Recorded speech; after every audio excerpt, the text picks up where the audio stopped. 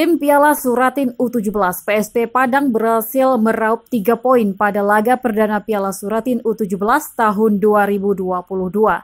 Bermain di lapangan Galatama Semen Padang FC Indarung Padang, Sabtu 5 November 2022, anak asuh Dodi Leo berhasil menyudahi perlawanan tim tuan rumah Semen Padang FC dengan skor tipis 2-1.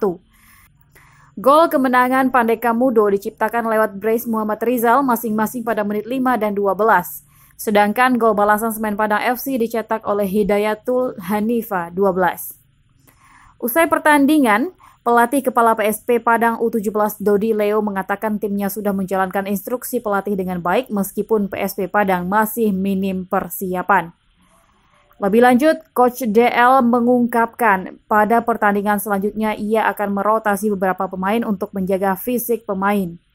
Hasil ini untuk sementara mengantarkan PSP memuncaki klasemen grup D dengan 3 poin, diikuti oleh Semen Padang FC di tempat kedua dengan 0 poin, dan Persepak di tempat ketiga juga dengan 0 poin.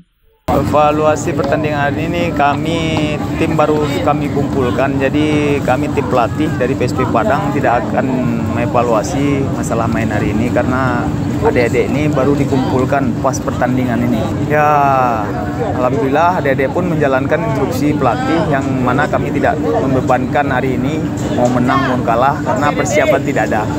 Ya, insya Allah kami ada mendaftarkan pemain sekitar 35 orang, kebetulan yang dari PPLP tidak bisa main semua, jadi kita nanti rotasi pemain. Ya, insya Allah nanti kalau ada waktu senggang untuk berlatih lagi, kami akan latihan intensitas yang agak tinggi sih. Persepak sendiri akan memainkan laga perdana esok Minggu 6 November 2022. Sementara itu, di laga terakhir, Senin 7 November 2022 akan mempertemukan Persepak versus Semen Padang FC.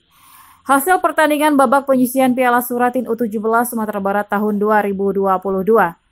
Sabtu 5 November 2022, Grup A, Persada FC versus PS Makudum 2-1, Persiju versus Gumarang FKNB 1-0, Grup B, PES Pesel dan Gasliko 50 Kota 2-1, Grup C, Persikopa versus PS Gas Sawalunto 3-0, Grup D, Semen Padang FC versus PSP Padang 1-2.